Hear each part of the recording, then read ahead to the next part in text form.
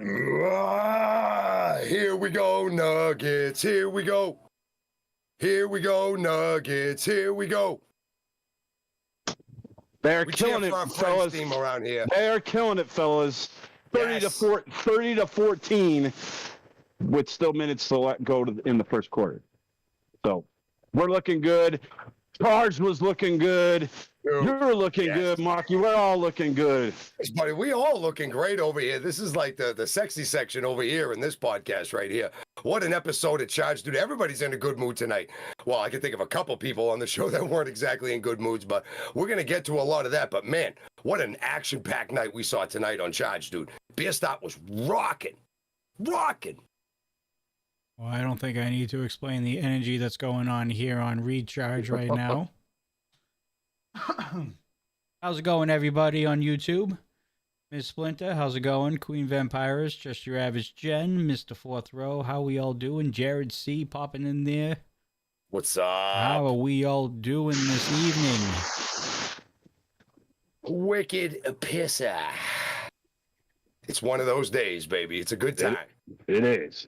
Yes. All right, ladies and gentlemen, boys and girls, welcome to another edition of the Dudes and Belts Recharge Post Show here on YouTube. I am your host, Johnny Deathdrop, and as you can tell by the enthusiasm of Marky Pins and Lucas over here, we got a banger of a charge to talk about that just happened about 15 minutes ago. Before we get into everything, let's introduce the panel for tonight. Taking the place of Coastal Crusader, which you will see him back on Thursday. He is our resident masshole himself, the one and only Marky Pins. What is good, RMP faithful? So much action going on in Charge tonight. We saw a night of people imposing their own will on people. We see Bruce Wayne's kind of getting in Curtis Cole's face. They have a match. And Atiba imposing himself. We see Zamora imposing himself. And CBD rising to the occasion and imposing himself into the main event. We're going to get to all of this stuff tonight, man.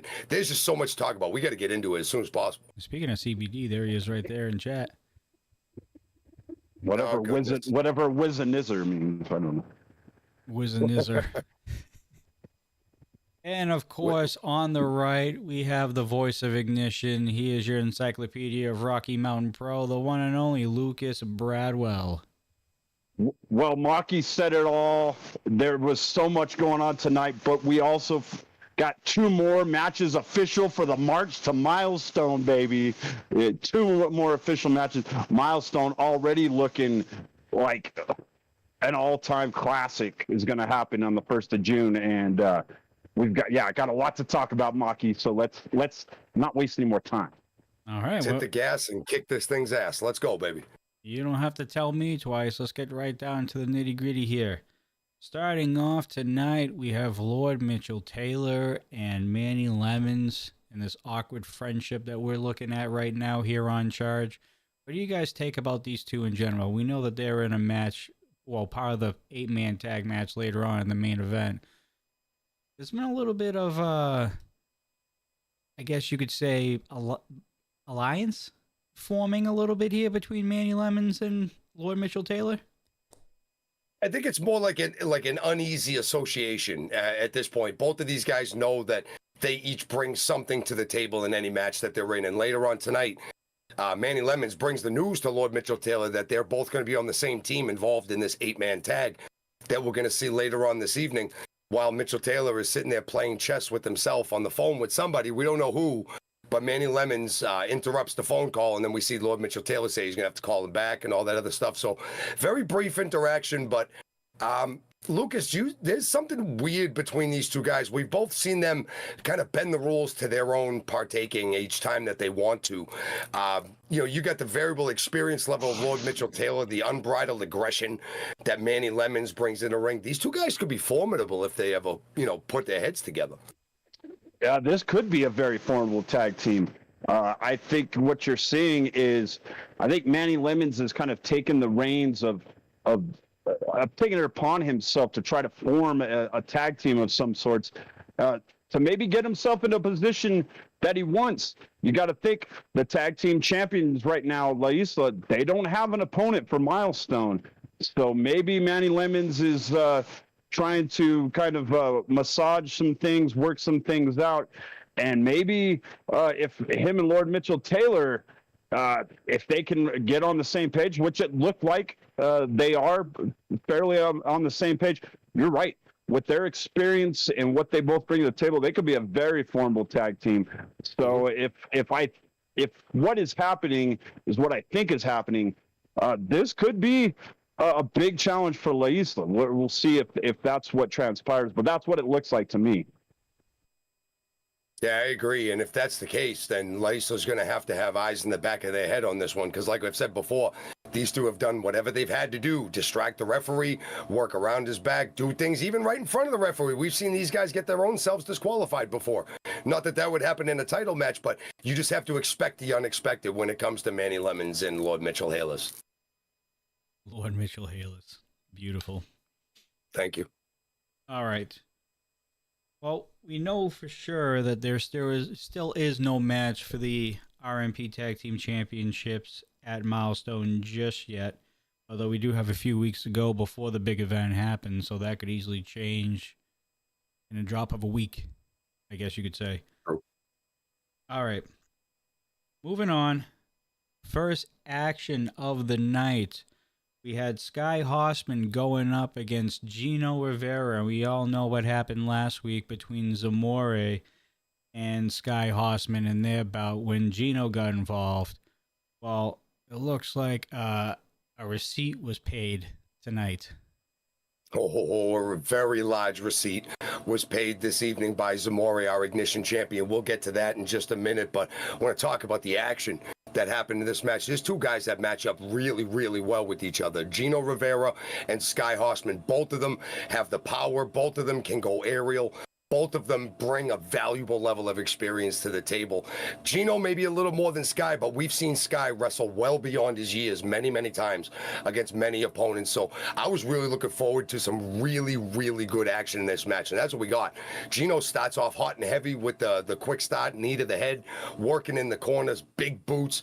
We see a big kitchen sink knee to Sky Hossman. He does an end over flippy, and he kind of gets laid out there real quick. Gino keeps that advantage. Gino had the advantage in this match for the better part of the match until Sky gets a moment to actually fire up. Bunch of clotheslines, drop kick, really pretty hip toss, kind of like into a fallout neck breaker. Halfway through the hip toss, he readjusted his position and took Gino down for a very close near fall. Gino ends up getting back up, recovering. Sky comes in for a dive. Gino catches him in the top for a running Death Valley driver into the corner, and Gino looks like he's really getting it going. Hits the big senton afterwards for the near fall. And now both of these guys, they're both tired, they're both exhausted, they've both hit some good offense on each other. Zamore cares not. Zamore remembers what happened last week, and there are debts to be paid and receipts to be given. And at this point, Zamore doesn't care who's in there. He double clotheslines both men. Sky and Gino both take a gigantic line for their troubles, and Zamore looking strong at the end of the match. Ref throws out the match. Ref Alice calls it a no contest, and we move on. But Zamore, not one to be intimidated, not one to be messed with. The message was taken, Gino. I think Zamore knows you're a tough dude and that you're ready. But Gino, do you know how tough a dude Zamore is? And Lucas, do you think Gino is ready? I don't think he is ready, because if he was ready, I don't think he would have done what he did last week. I think what we've seen out of Zamore the last, 3 months, it has been absolute domination. Especially on Ignition, we've seen him just absolute domination. And not just, in Ignition title matches, but we've seen him against guys like Damon Ace and still be dominant. So why in the heck would Gino Rivera try to piss off this raging bull of Zamore? If you're trying to get yourself into a position, I think there's better ways to go about it, because right now Zamore is one of the dude that I would not want to mess with. No. And the other thing is Gino really hasn't made himself very friendly to Sky Hossman either. Sky Hossman probably is not very happy with this match being ruled a no contest. There's a lot of stuff going on right now that this is a very interesting picture that we've got being painted right now between Zamore, Sky Hossman, and Gino Rivera. Is there a possibility that we could see a triple threat match for the Ignition titles down the line? I mean, that's what it's kind of looking like to me. It could easily make sense. You have the current Ignition champion, you have a past Ignition champion, and you have a guy that wants to be the Ignition champion. Sounds like a match made in heaven to me. I mean, if Gino wants this and if Sky wants this, like Zamore just said in chat, you better make sure you want that beef. Because, bro, that's a lot of beef coming at you, and that's the champion right there. He's fighting for him, and he's fighting for what's his. You're fighting to take what's his. What's strong. Yeah, that's the biggest bull on the ranch right now. So when we're talking beef, that's beef. We all know Gino's accomplishments in the wrestling business over his long career. But as it was said tonight and has been for the past couple weeks, the one thing that has eluded him and the one thing that he has been focused on ever since his return to RMP is to actually capture some sort of Rocky Mountain Pro Gold in some way, shape, or form. So he's got motivation already. Zamore has been one of the best Ignition champions in recent history. Mm-hmm. And you have Sky Horseman, who, again, former Ignition champion, the first one since the reincarnation of the championship back a few months ago. So I think you're right. I think these three are destined to collide in some type of big match down the line, whether it's Milestone or whether it's on an Ignition or the Ignition before Milestone, because that's a thing too. Who knows? Mm-hmm. Yeah, that could be the main event of that pre-show. Who knows what's going to go on? That Danger Dean's got a lot of decisions to make on a lot of things. Oh, yes, he does. Yes, he does. I'll tell you right now, the superstars in R&B are not making it easy on Presidente Peligro right now. There is all kinds of stuff going on, shenanigans. You got everything that Danger Dean is going to have to deal with. Plus people in the chat calling him, selfish and misguided. He's got a lot going on in his mind right now. I don't personally keep those feelings about Dean. I just think that heavy, very heavy is the head that wears the crown right now. And Dean is wearing that crown. And if anybody thinks that they could do better, I dare them to attempt it. All right, moving on here. We have Curtis Cole backstage talking about what happened last week and what he plans on doing going forward. I know we have to talk about Curtis Cole a couple times tonight. Let's just get it over with. What are your thoughts on Curtis Cole's mindset going in the Milestone? I think David Drake has him in a tizzy right now. I think David Drake has Simbodi in a tizzy. I think David Drake has a lot of people in a tizzy right now with his actions, with the lights out, lights on, and not knowing what's happening. I mean, we're going to hear from Simbodi later, too, in a very similar regard. Who'd have thought that Curtis Cole and Simbodi would have, agreeing viewpoints on a given situation? But right now, David Drake is making both of their lives a living hell. But then Curtis Cole has one of the greatest open-mouth insert foot moments I've ever seen in my life when he sits and he starts talking trash about what he's going to do to Boss later on tonight. And he doesn't realize the final boss is less than a Gotham sidekick distance away. And he hears everything that he says. And he basically just tells him to shut up and that he hates Curtis Cole. He's like, I got a Boss Bruce Wayne's t-shirt, but it's not even my favorite t-shirt. My favorite t-shirt says, I hate Curtis Cole. So I just have one question. Where in the hell do I get an I Hate Curtis Cole t-shirt? Because I need one. Seriously. ASAP. Mr. Fourth Row, that would sell like flapjacks. Like flatjacks, like muffins, like hotcakes. That would sell like crazy. Get that t-shirt out there. We absolutely need it. So Cole's got a lot going on. He's dealing with what's up with Drake. His mind's a mess. He's got to deal with Bruce Wayne's tonight. That is no small feat. Lucas, if you got Bruce Wayne's and you got David Drake haunting you in the back of your mind, I mean, let's talk about this. You're a prime example of what's going on here.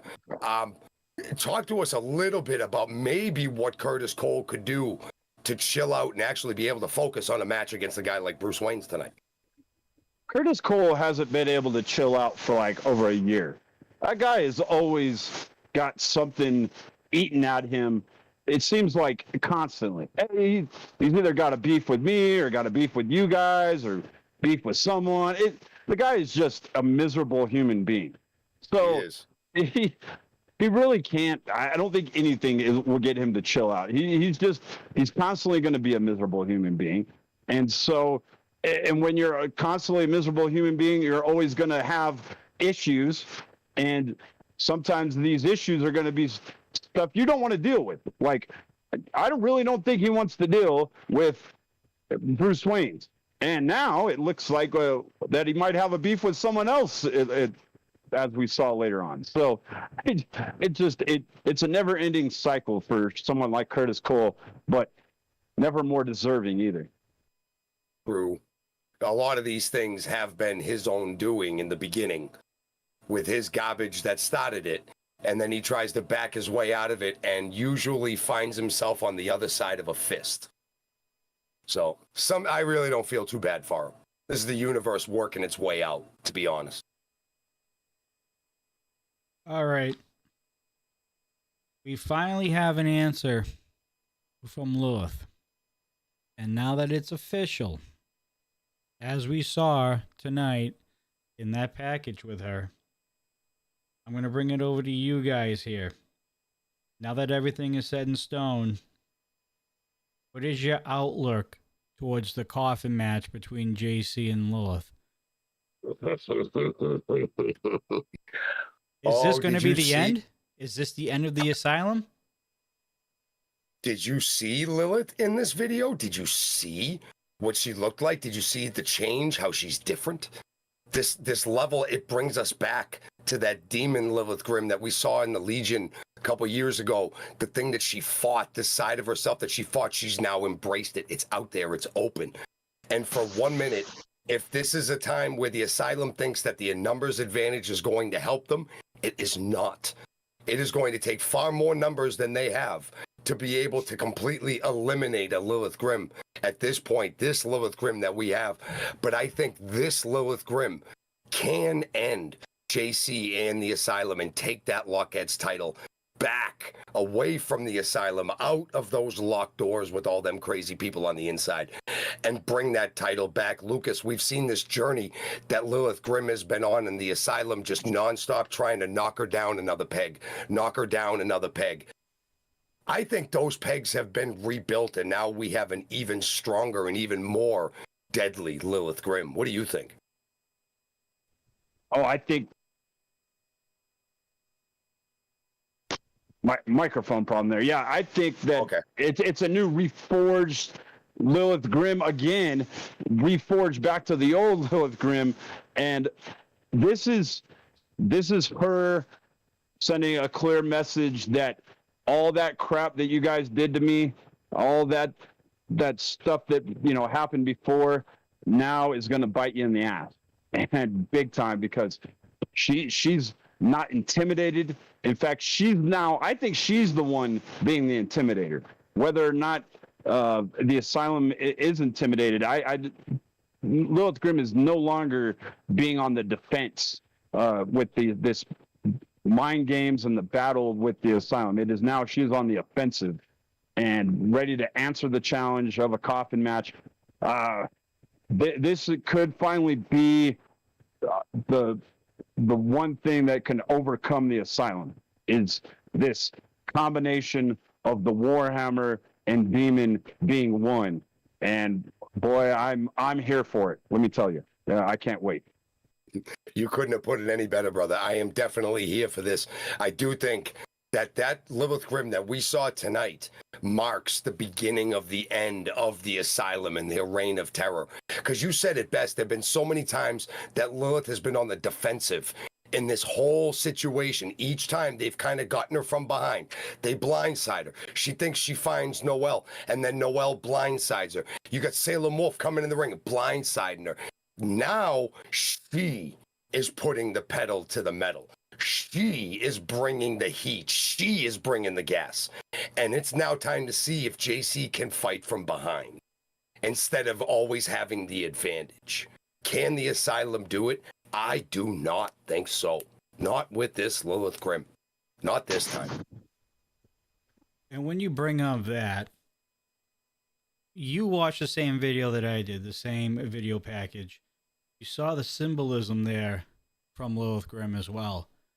I don't think, personally, it's just a demon. if you look at what she looked like, she had one half of her face with a horn and the eye of a demon, but then the other half was the Warhammer. I think we're not dealing with just a demon, ladies and gentlemen. I think we're dealing with a hybrid Lilith Grim. Well, yeah, that's what I'm saying. Yeah, Yeah. I think you're getting. I think you're getting the best of both Lilith. And I think she was making coming to Milestone. I think she was making like a Warhammer out of bones or something like that. That's what it looked like. Yeah. Just the symbolism there. I mean, if I'm Salem and I'm JC and I'm Noel and I'm anybody who's associated with the asylum, I am watching the out, because I can tell you right now,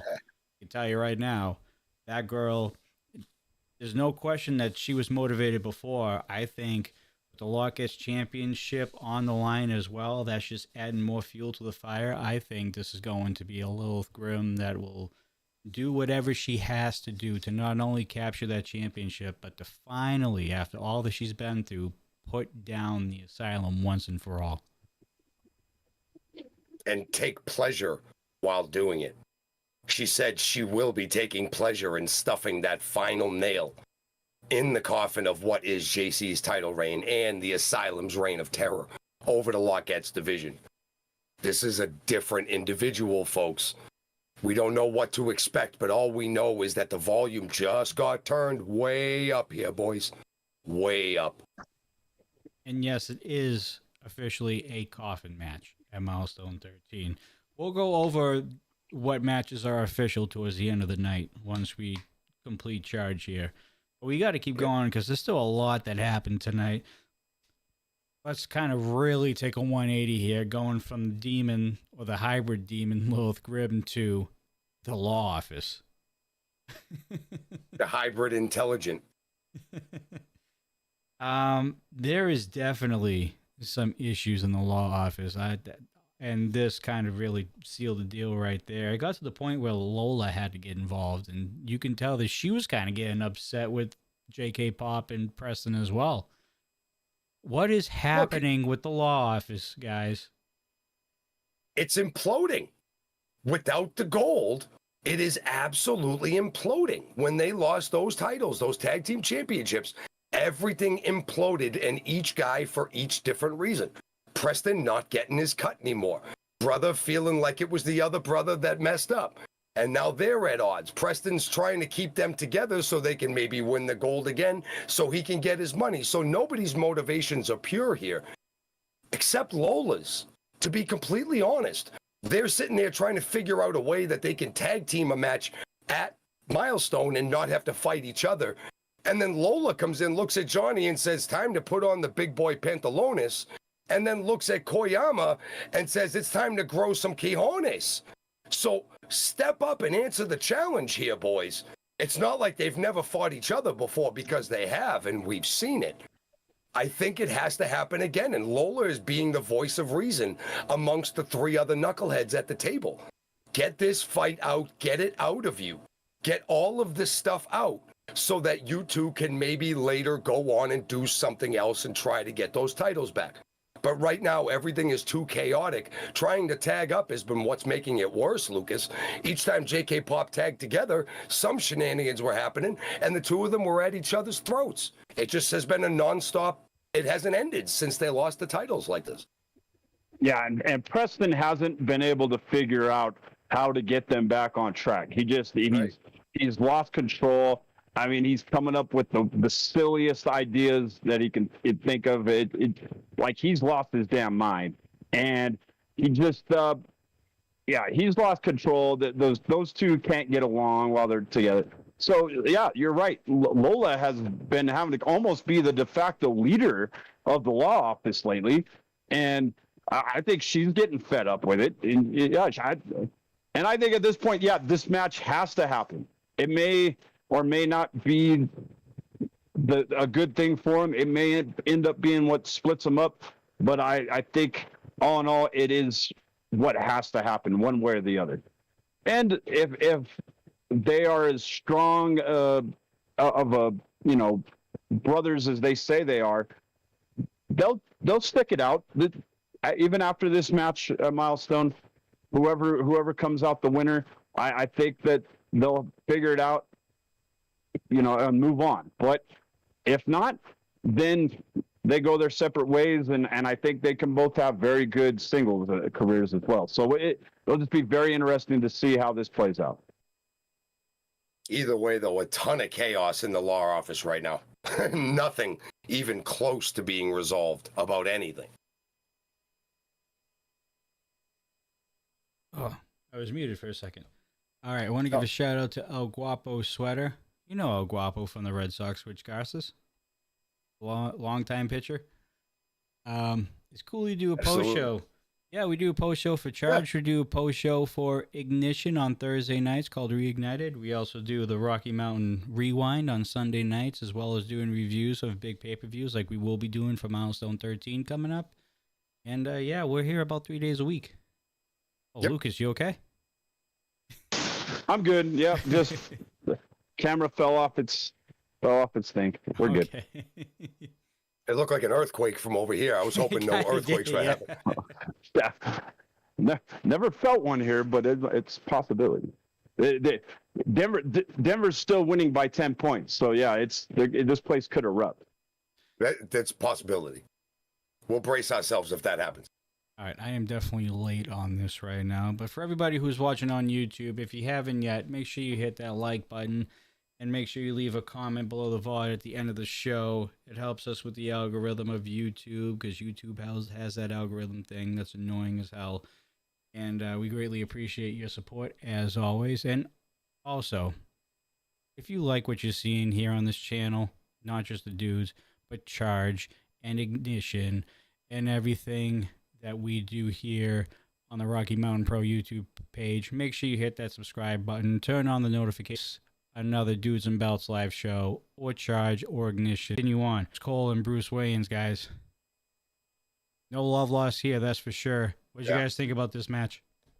No, this was a really good match. We're going to get to the end in a minute here, but that's when everything kind of changed. We saw a real good back and forth, good experienced guys wrestling each other. These guys know each other very, very well, wrestled each other many times, and this is just the next chapter in their story. Boss comes out pretty quick in this, gets the first advantage. Nice Gotham sidekick, prettiest elbow. He's hitting all of his patented Boss offense, man. That beautiful running corner spear that he likes to throw. The first one, he hit Cole really hard in the ribs. Really messed him up on the inside. He misses the second run. Cole ends up getting himself out of the way. He comes back with a fast contra code. Now, we normally don't see Curtis Cole hit the contra code this early in the match. But I think one of those first corner spears hit him so hard that like his chest hadn't uncaved itself yet. So he really needed that contra code just for space, just to get a couple extra breaths of air in his lungs. If you're the final boss, that's how impactful your moves can be, even in the early part of the match, because Cole's ribs are hanging through the entirety of the match. Every move he tries to do, you could tell that it just, every time he throws a punch, he's got to grab the ribs because it's hurting. Boss scores a couple chops, picks him up and gets a beautiful spinning power bomb. Boss is really in charge of Bruce Wayne's, and we see Spicer come back over and count a very slow because he's hurting 1, 2, and 3. And Curtis Cole gets a very, very cheap win here behind the ref's back. 500 people at Bierstadt saw it, but the one guy that had to see it couldn't, man. It was just a situational collateral damage kind of thing here. But then, honestly, Lucas, I thought this was pretty cool at the end, because we see Atiba, we realize that there's no honor amongst thieves whatsoever. And Curtis Cole decides to take Atiba's face off with a contra code of his own and lays out Atiba. So we got Atiba laid out, we got Boss laid out, Curtis Cole's hurting, walking back to the ring. This is another menagerie of a mess between these three guys. Neither one of these three guys like each other either. What the hell's going on here, dude? It's Milestone season, Maki, and everyone is everyone is on high anxiety, high I don't know what you call it. Just everyone is got a lot of feelings of trying to get their spot, and so we saw Curtis Cole's frustration when he was talking about David Drake and the Sin Bodhi thing, and now you got to think, well, it's even more frustration because had he gotten a win over Boss, well, maybe that possibly would have at least got him a spot for a number one contendership. That's a big deal. You beat the final boss, yeah. Yeah, and right now, though, we heard just moments later about Dean's big announcement right at commentary. So it may not have been what Curtis Cole wanted to have Tiba come out there, cost him a match, but all in all, it may have worked out for him. All right. I can see in chat that there are a couple issues with YouTube. I think Marky is encountering the same thing as well. I did, yeah. My phone kind of froze there for a minute. I can assure you it is not on my end. I haven't dropped a single frame yet. So it is not over here. It's got to be a YouTube thing. And I'm looking into it right now to see if it keeps on happening. But as of right now, we just keep on rocking and rolling. Yeah, I think it's more of a YouTube issue. I had to refresh I had to refresh my live button, and I'm back on track. Yeah. Okay. Well, let's keep her going. All right. Moving on. Sin Bodhi. We all know that he won the number one contendership last week and will be facing David Drake in the main event of Milestone 13 on June 1st. He had a couple words to say about David Drake. What are your thoughts on what he said? I mean, kind of similar to what Curtis Cole said about David Drake. Like I said, who'd have thought that these two would have actually had common cause in anything? But they both basically are looking at this saying, Drake, I was doing this on my own. I don't need you coming in and messing in. And I don't think Drake cares. I think Drake is doing whatever Drake wants. If it's Drake doing this, I mean, all signs, my Magic 8 Ball says all signs point to Drake. But at the same time, there also has been no confirmed evidence that it has been him. A lot of speculation, things that fit the facts. But at this point in time, I think I honestly believe it is David Drake just choosing to mess with the two guys that were in contention for his title, letting them know that no matter where you guys are, I can do anything I want because I am the champion. And Sin Bodhi basically comes up and doesn't need his help. Says he's tired of the garbage. He's tired of the tricks. He's tired of the lights out, lights on. He's just tired of Drake's stuff, and he's just not going to deal with it anymore. And Sin Bodhi has this match against David Drake right now. So if you're Drake, Lucas, do you even care, or you just keep doing your thing because you honestly see that it's getting into your opponent's heads at this point? Well, Drake is he's going to always do whatever the hell he wants. It's been what has worked for him this entire time. We're going on almost a year now that he, has went through this transformation since winning the Colorado Cup. He's not going to change anything. Although I will say that Sin Bodhi is a different cat. That's putting it mildly. He's a different animal. He's definitely probably the most out there out of any of Drake's potential opponents or anybody that he's faced. Most everyone else were for the most part had it together mentally. Sin Bodhi is out there, man. And I don't know if the mind games that David Drake likes to play are going to work with Sin Bodhi as well as they have with everyone else. I'm not sure that it's going to have the same effect that it has had. So, go ahead and keep doing it, Drake. It's what you do, but this might be a guy that it may not work against. Like it seems like he's another guy that doesn't, pain doesn't affect him as much. He's still a human. He still feels pain, but I think he's got a high pain threshold. And I'm talking about Sin Bodhi. I think this is a much different competitor that David Drake is going to have to go up against than his other opponents. So this could work out differently than what we've seen in the past, Monty. I have a big feeling it's going to work out very, very different. We've seen Sin, and like you said, he is a very different type of cat. than all the other cats that are running around the neighborhood right now. This is not somebody that you're just going to walk out and do the things that scare a lot of other people. Sin came up with a lot of those things back in the day. So it's going to be up to David Drake to either up that game, or don't be surprised. I would not be surprised for 2 seconds up the script on David Drake, because Wiz fired that way. Now it's time for Sin to respond. I think YouTube's acting up again. Yes, it is. Yes, it is. Like us tonight. What's going on with it? Like I said, it's not on my end. We're flat out perfect over here. No, the weather's good around here. It's a beautiful evening here in New England. Yeah, it says excellent connection on my half, so we have nothing going on over here. This is all YouTube. Yeah, my nothing's happened. Discord has been fine for me, so yeah, it's got to be a YouTube issue. We're sorry, folks. Nothing we can do. Is definitely out of our control. Last Sunday we were able to control and fix it. This time we can't do anything if it's a YouTube issue.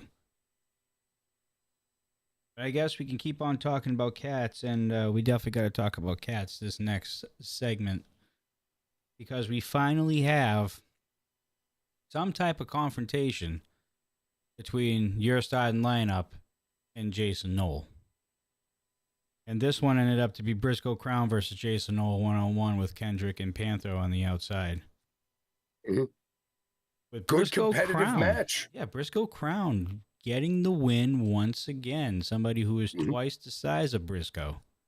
Mm-hmm. Finding ways to get W's like these. It's just getting to out the of point control. where I'm not even surprised anymore. It's just expected now. Mm-hmm. Honestly. And so many different ways. I mean, you'll see him float out of something and hit the crowning achievement. Tonight, we see him really kind of, fast start. But then Jason Knoll just completely shoulder tackled him into the highway from the inside of Bierstadt. Like Briscoe come in for the big splash, and Jason Knoll just said, nah, get that out of here. And he just shoulder tackled Briscoe almost to the other side of Denver downtown. And then Knoll takes over. And there was an interesting moment in the corner. He's got Briscoe in the corner, putting a knee into his throat or his chest area. And he's this violent stare down. If you can imagine a violent stare coming out of Jason Knoll's face, directed right at Kendrick LaRoe standing on the outside. You could tell where Jason Knoll's motivations were in this match. This was destroy Briscoe to get at Kendrick. You could tell Kendrick is the complete object of his ire. And at this moment in time, Briscoe's paying the price for it. But Briscoe does a really good job of using his speed against the big man. You're not going to outpower the big man. You found that out in the first 5 minutes of the match. But he uses his speed and his quickness at the very end. He manages to flip out of an overhead suplex. Nice drop kick to the back in the corner, sends Jason into the corner. He feeds back out, and Briscoe just drops him with a crucifix. Manages to get him up, get him off balance, and a crucifix roll-up for a 1-2-3. And Briscoe getting wins over a very surprised Jason Knoll here. And at the end of it, Panthro decides to jump in, Lucas, and this is when they lost control of the entire thing in the match. Panthro comes in, and then Kendrick comes in, and we see everybody beat. I'm telling you, man, these four guys, the animosity level, the anger level, the revenge factor of what Jason Knoll, all these different emotions rolled into one. This is a time bomb just waiting to blow up in this ring anytime these four guys are out there. It has been, and I think Jason Knoll's anger and issues, I think, have rubbed off on Panther. I think he's been putting some things in Panther's head, and maybe it's gotten to Panther, and now he's kind of seemed to have taken it personal with your starting lineup as well. And we know that Briscoe and Kendrick, they have big ambitions. And right now, I think Jason Knoll and Panther are kind of standing in their way, and they got to take care of this issue in order for them to move on. So this is something they've got to take head on. And, I think we're heading down to a big collision between both of these teams. You're right. Will it be, your starting lineup, will it be, their ambitions to, move up in Rocky Mountain Pro. Will that win over, or will it be Jason Knowles' bitterness and anger that wins out? That's kind of the battle that we're looking at right now. And this is a big deal because this is one of the bigger tag team feuds going on in RMP right now. And if they think that the people making the decisions at Rocky Mountain Pro aren't watching this feud and kind of watching who's going to come out of it on top as far as who may be a future #1 contender for a tag team championship spot, then they're crazy. Because at this point in time, there is so much riding. You got 4 guys performing at their top levels, and they haven't even all been in the ring yet, and the bell rung. So when they finally do, there is going to be an explosion of emotion, but also an explosion of opportunity for whoever wins this going forward. This is going to be like sleeper feud of the year so far into who's going to come out of Milestone in a better position to be #1 contender for those tag team championships. All right. On with the main event of the evening. Chaos personified in this match. We have an 8. My God. We have an Old school pandemonium. It was. We have an 8-man tag match as your main event, featuring the #1 contender for the NRW Championship, Damon Ace. We have your reigning charge champion, Carson Drake, CBD. We have your lordship, Lord Mitchell Taylor. Hairless. And the guy who owns the lemonade stand, Manny Lemons, going up against your NRW champion, Mercury Yaden, your tag team champions, La Isla and Balaam Lynx and Echo, and your former charge champion of over 300 days, mind you, Remy D. Yeah. Action, talent, experience. This match had everything, didn't it, Lucas? There was so much chaosity going from bell to bell. La Isla looking good in the beginning against CBD. So much personal stuff, too. You got to remember, right. Yeah, there's a lot of layers to this. Almost everybody has a story or at least an interaction with at least everybody else in this match. So anybody on either side of the ring is happy to get their hands on anybody on the other side of that ring.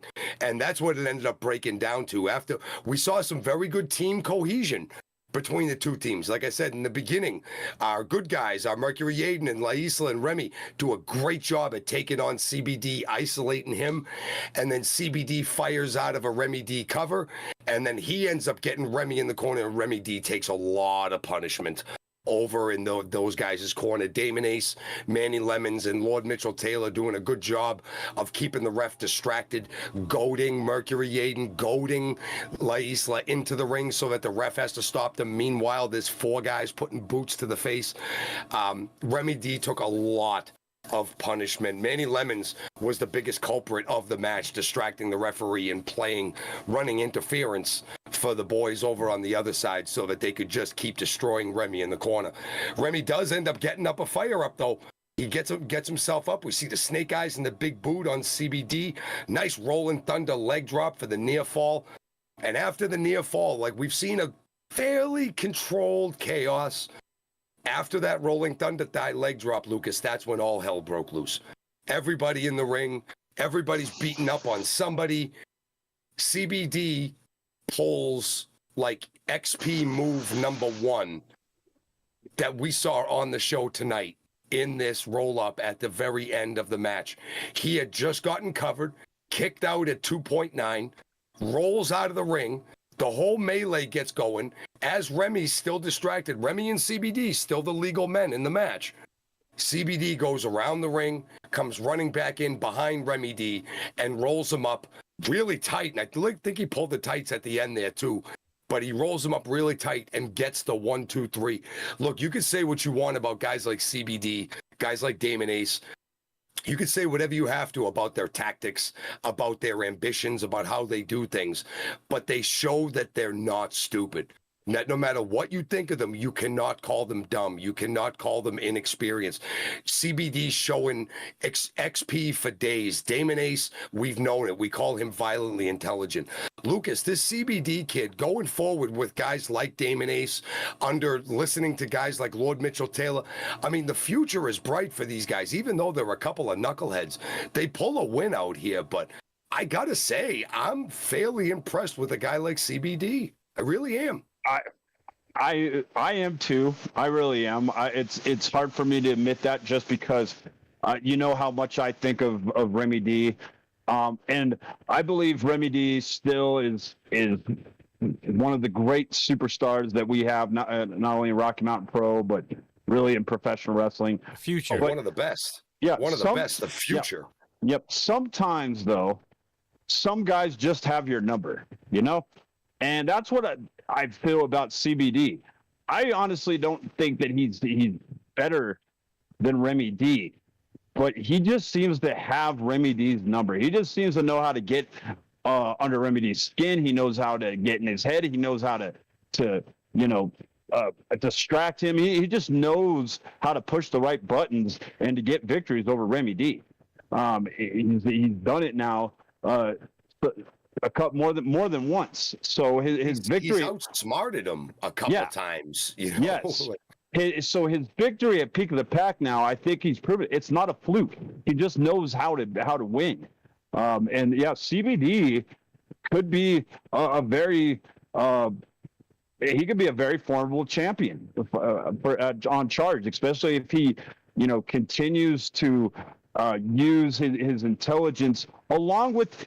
Let's face it, he has some God-gifted athletic ability as well. We've seen it. No doubt. So he's a total package, and he's got some of that old school feel about him. KD mentioned it quite a bit.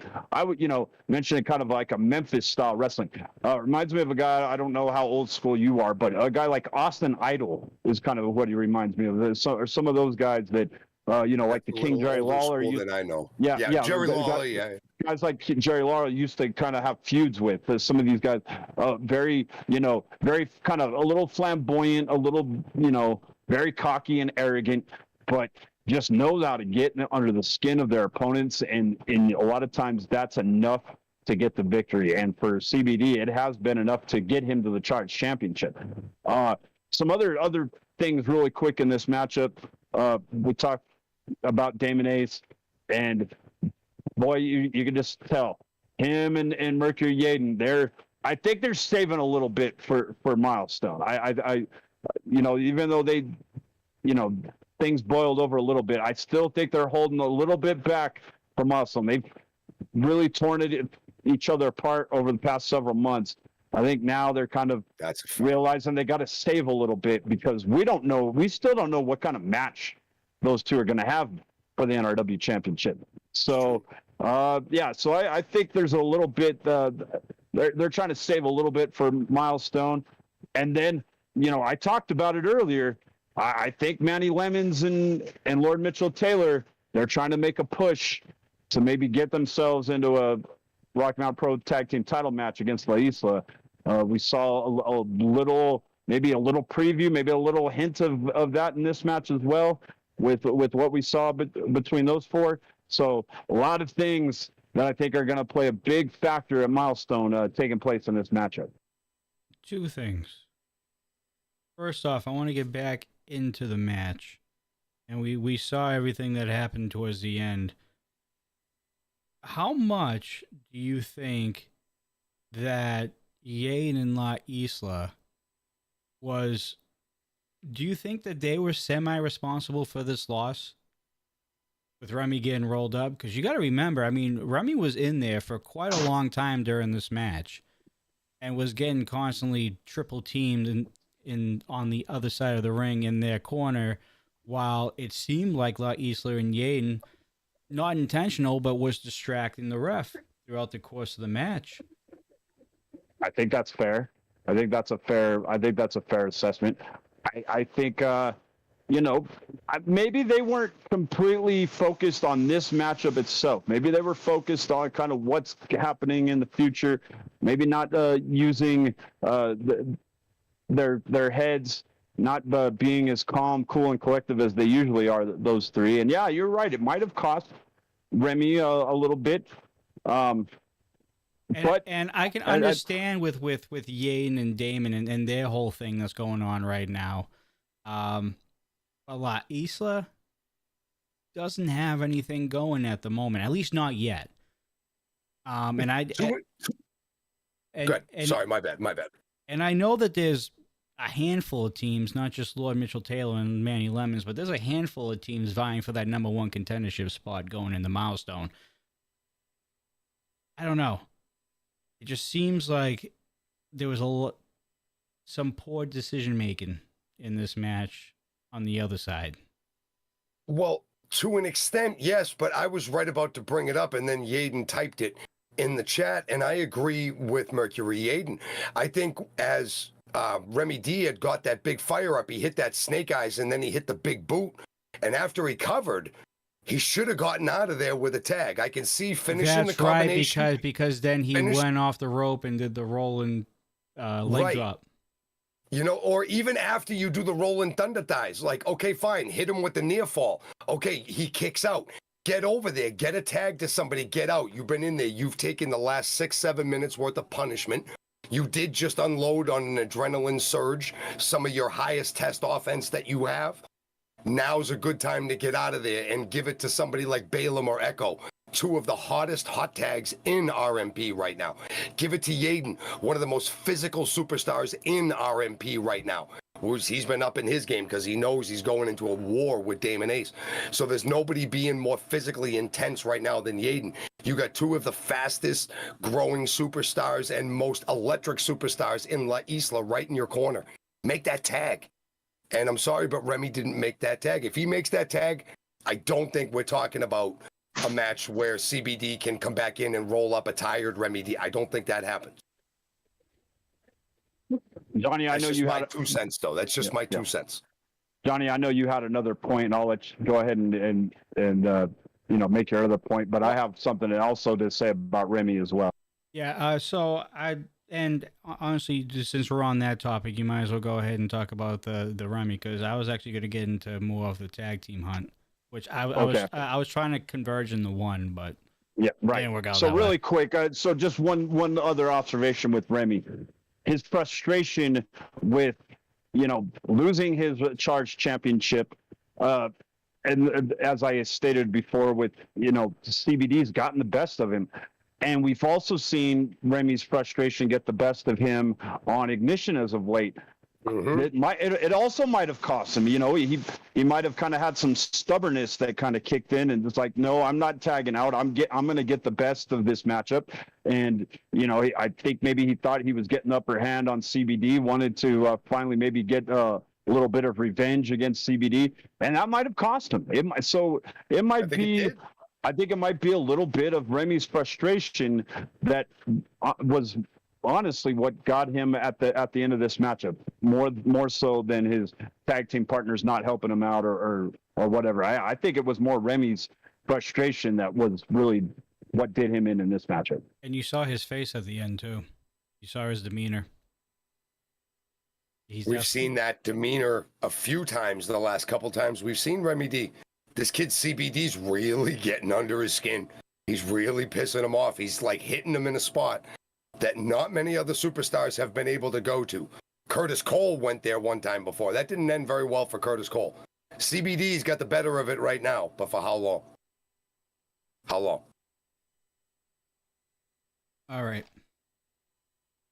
And that's going to conclude this episode of Charge, ladies and gentlemen.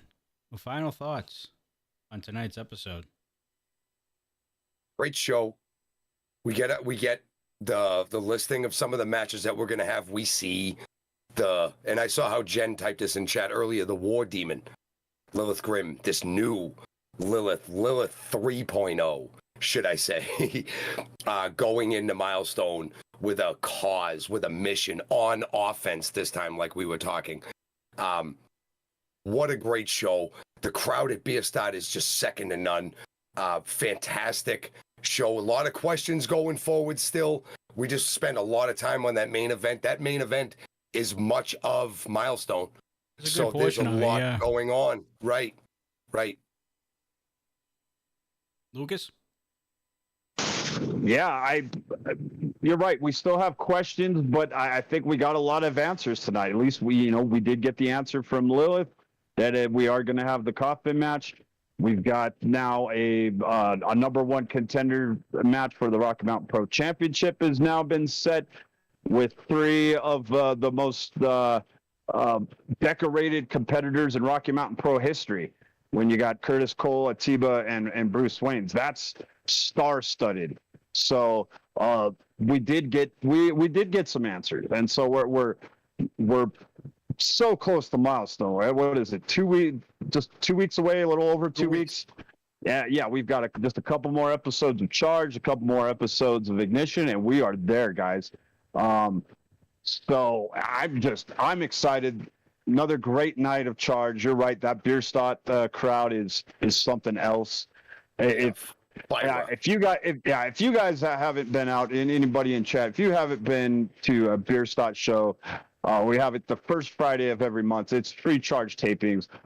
It's an unbelievable energy. You got to go at least one time. It's unlike anything that we've ever done. So so happy that we're doing Charged at Bierstadt. Also, to follow up on Lucas announcing some of the matches, which she kind of did half my job, so thank you, Lucas. Greatly appreciate it.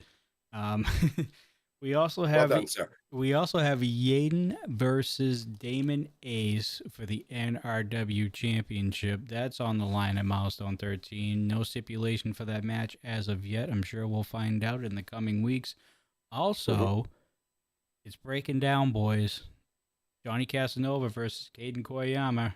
2 out of 3 falls. It has to happen. It has to happen. And this is the old school way of settling the feud before Hell in a Cell, before all the other things. It was a 2 out of 3 falls match. That decided the better man or the better woman. That was the traditional end of it. And it's traditional. And for these two, they're knuckleheads, yes, undeniable. However, they are both also old school. They bring that old school idea of doing things. This is a fitting way to culminate this. And for these two brothers, should I say that delicately, to really figure out who the better man is so they can just move on and we can enjoy more shenanigans week in and week out. And Knuckleheads. as far as I know, as of right now, there is going to be more added to this huge card, already stacked card as of right now. We still don't have a contender for the Charge Championship for Carson Drake. We still don't have a challenger for La Isla in the tag team titles. Nothing's official with the Ignition title as of yet, but we saw some signs tonight that there might be a collision course there for the Ignition title. And, of course, you got the Colorado Cup. You got a couple other matches that are going to be announced. It's going to be a huge event on Thursday, June 1st at the Wimmer Arena. You are not going to want to miss it, especially if you're in the Colorado, Denver area. What time is it start? It starts at 7 p.m. 7? Is it 7? Yeah, it's 7 o'clock. Pre-show will start at 6. So for Ignition, we'll go on at 6 o'clock. And the main show starts at 7. Yep. So it's 6 o'clock Mountain Daylight Time for the pre-show, with 7 o'clock being Milestone 13 at the Wimmer. On YouTube, if you're not going to be in the Denver area, remember you got to be a member. You got to join as a Tier 2 member to be able to watch Milestone 13 from the cozy of your own living room or computer or wherever you're going to watch Milestone 13. $9.99. Not only do you get the pay-per-views, but you also get all the Tier 1 perks, which is the loyalty badge, the emotes that we have, which I think we should be close to unlocking more. And, of course, you get the membership-only live chat, that stream once a month with an RMP talent. And next Sunday, ladies and gentlemen, I know this is going to look weird for 2 seconds. Nope, I lied. I fixed it. We're going to have Sergey on. Yes! This Sunday coming up, 9 p.m. Eastern Daylight Time. That is 7 o'clock Mountain Daylight Time for all you guys in the mountain regions. It's going to be members-only chat, so only the members who are tier 1 and above will be able to chat, ask questions, and interact with the one and only Sergey. I've got a correction on that time though. It's not that time. It's muffin time is when it starts. Oh, I'm sorry. Yes, that show will start right at muffin time o'clock sharp. Yes. All right. Other than that, folks, I think that's all Nothing. that I have. We're going to start pushing the other shows as well coming up because it's not just Milestone that weekend on Thursday. Friday is another. Oh, it's a busy weekend. Oh, Friday, I believe we have Beer Start again, another series of charged tapings coming from the BSL Lager House. We have Romero's, which I think we have not been to.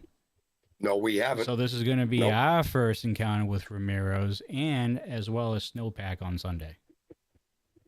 I've seen the pictures from Snowpack. That looks like a really cool outdoor kind of like in the mountains venue. That place looks awesome.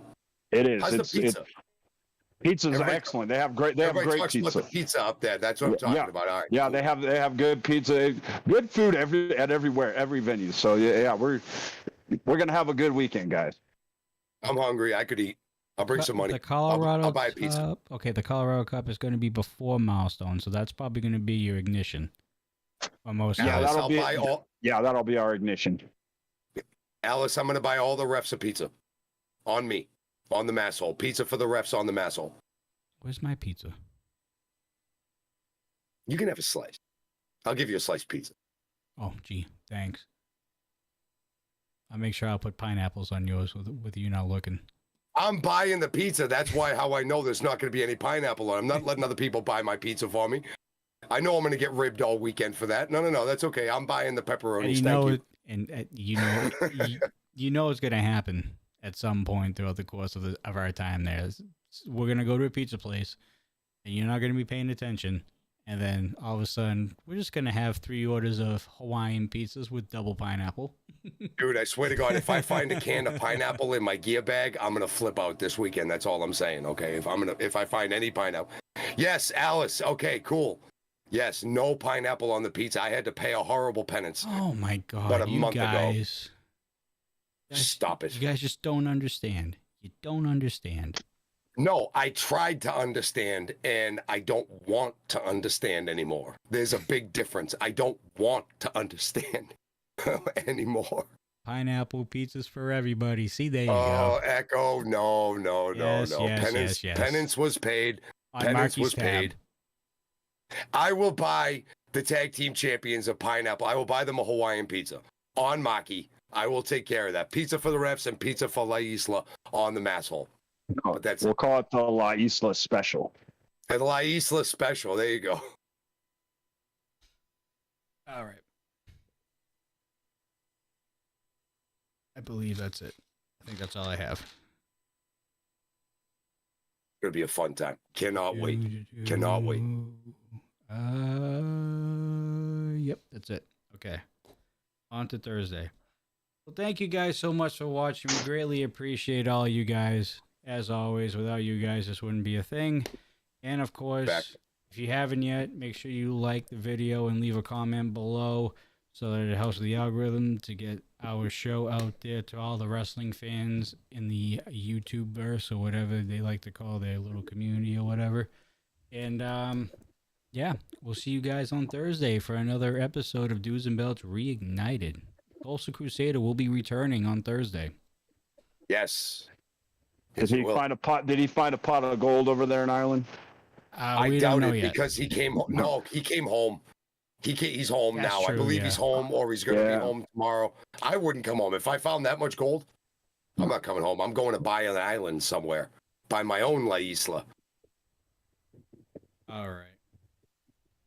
For myself, Johnny Deathdrop, Marky Pins, and the voice of Ignition, Lucas Bradwell. We will see you guys on Thursday for another episode of Dudes and Belts Reignited. Make sure you watch Lucas on Ignition right before we go live. He'll be on the table probably with Derek Stone, his compadre over there, and he'll be calling all the action on Ignition. And then after that, we'll be right here I believe Nuggets up by 20, baby. Nuggets up by 20. just There we smoking the go. Lakers, huh? Wow. There we go. Yep. Smoking the Spanking. Lakers. All right. We'll see you guys at 8 p.m. Mountain Daylight Time for Reignited. As always, folks, stay safe, stay classy, and we'll see you on the next one. Take care.